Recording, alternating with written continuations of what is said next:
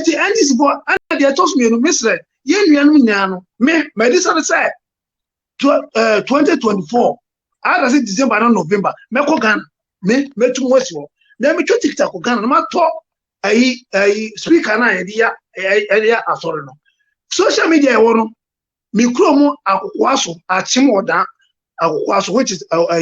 Kojo upon Kuma constituency me ni na mkurasi acheche ha mama ni papa for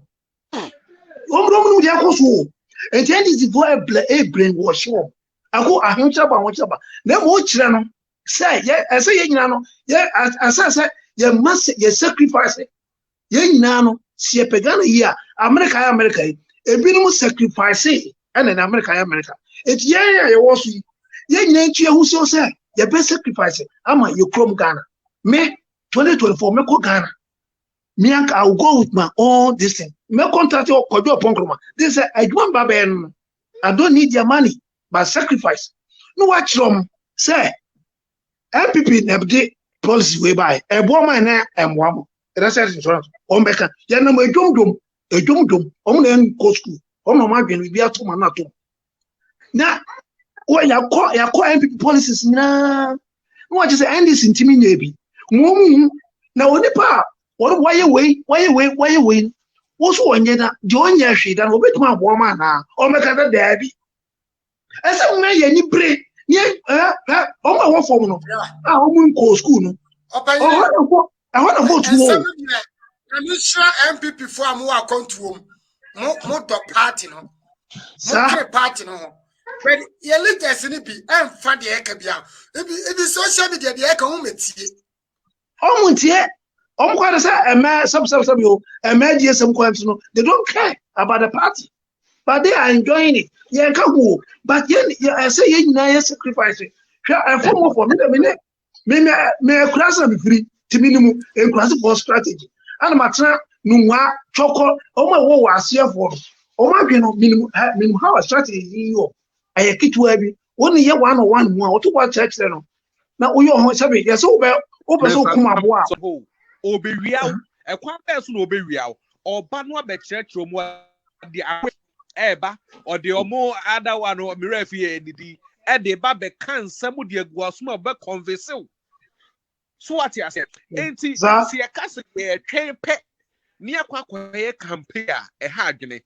This is the time I will say MCs because MCE your second president for more constituencies. This is the time I will say reach out to the people or more the constituency. No more tia saying you my partner Akufo Addo you can say Nyoma egugu akwemu. So what you say now can be before school bills which is very important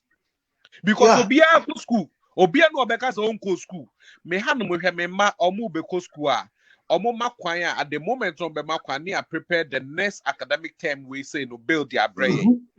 because abai efa enkwala ne ho ka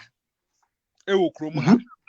enti at the moment na abai afa omo ka ne mo setting hours omo di ko school enti abai fa ho ka na ne de abai wa abai fa wo de ho ka bia ne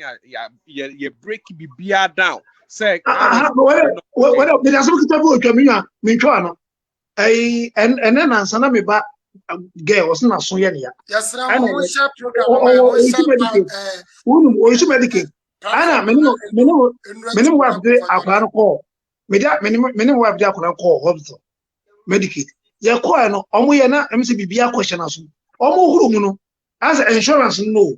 Insurance no krom won say ye ma pila obayare no use Medicaid. Almost it can cost $3,000 and it cost $1,000 but Medicaid afa. It no one who say hey Senka and Medicaid abo me Ghana e be say national insurance say amafo mu come call to be here e so mu who say okay can kura insurance ka wo kadi who kura insurance ntino ya ju say send him NPP yes send him nyana wo mu who say NPP e ba ma NPP bo but omo insurance and also insurance is okay area 5 no because you were insurance ya okay ade Ghana for doctor for ni bi yeni insurance na ya adwuma no omo ton ro no second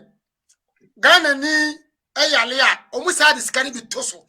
no matie free aban de na a wode a kire matie sika na fa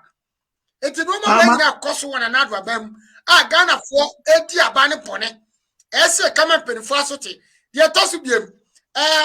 ambulance ya na do de baye ene mi wo social media so say ya charge obi 6 million ama obi awu watimi 20 eni paroma fa na ma na wu ayampa me amete bi to me maybe ato me me de me papa ya yes na mo ya adwuma wa ambulance unit wo no egu aban ni ma se aban se watimi to petro no ma che Ghana for sika na me see me kwa me wo picture no wa what e dey be program e ya kire me jogu picture life wo mu ya gaga ma pumi ni ade letter no mu pukoto pa me chew o mu wuri pa me ye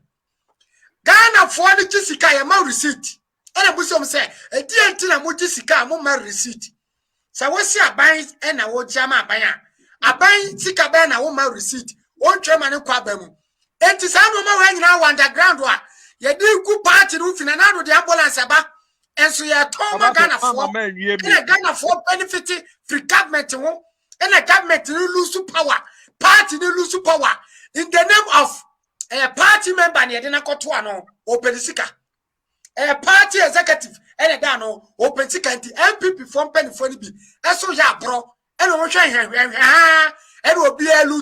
lutu na do de ne abre ya offroad asphalt opportunity for youth they say planting for food and abandon concentrating abandon bottom but under the government there's a foreign people. It's a penifrontier video but brother and somewhere I can none of for how near can near fan solve or suffer be say I'm a better power or muti or suffer be say muti Sabato nyanto base me yan kan sem we nkuru en conclude no answer be shift to another issue out there because be asem no beto yetio ati de okay point. I'm say my suggestion to the Ghanaian youth especially one sabio we party members or some communities some illegal connection be at say ye question. Time has come that everybody must to take off his phone. We have to start reporting these illegal actions of some of our co-greedy nationalities. Say so your camera. Ne ye sha ase ne ye twitwa niam ahunu bi ma amamfo ya ebeduru ba bi se obi kura no suro ebeba ni mu se obe charge anase obedi awu bi ewo kwam bi so a enyi kwan se eba ne sa menia me wade bi kitwa bi ka menia unum se report na wo kan se Ghana ade a ye fund because se obi ye boni a kwa na me report ma no Ghana eno ni asem no